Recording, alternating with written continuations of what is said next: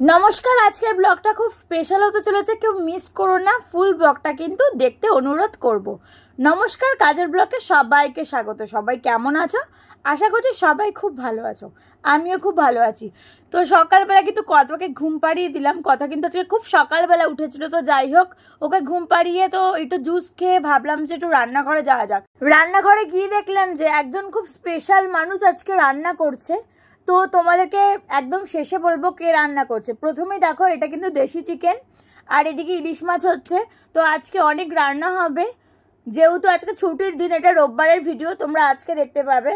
তো যাই হোক, এবার বলে দিই কে রান্না করছে। রান্না করছে হচ্ছে বরমাসে। সারা সপ্তাহ কাজ করার পরও যে এই একটা দিন ছুটির যেটা, সেটাতেও মানে পরিবারকে সময় দিচ্ছে, এটা কিন্তু খুবই ভালো, মানে খুবই ভাগ্যের ব্যাপার। তো যাই হোক, এবার দেখো উচ্ছে ভাজা, সর্ষে ইলিশ, এদিকে চচ্চড়ি আছে, শাক চচ্চড়ি আছে, এদিকে চাটনি আছে, আর হচ্ছে দেশি চিকেনের ঝোল কিন্তু। আর আমি কষা খাচ্ছিলাম। তো যাই হোক, আমি কিন্তু প্রথমেই বসে গেছিলাম কারণ খিদে পেয়ে গেছিল।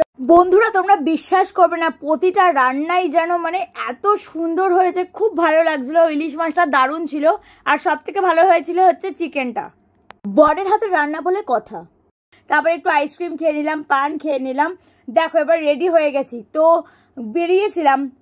তারপর দেখো, এত গরমের পর একটু বৃষ্টি হচ্ছে। উফ, এত ভালো লাগছিল ওয়েদারটা, কি বলবো, দারুণ লাগছিল, খুব ভালো লাগছিল। তারপরে একটু ম্যাগি খেয়ে নিলাম।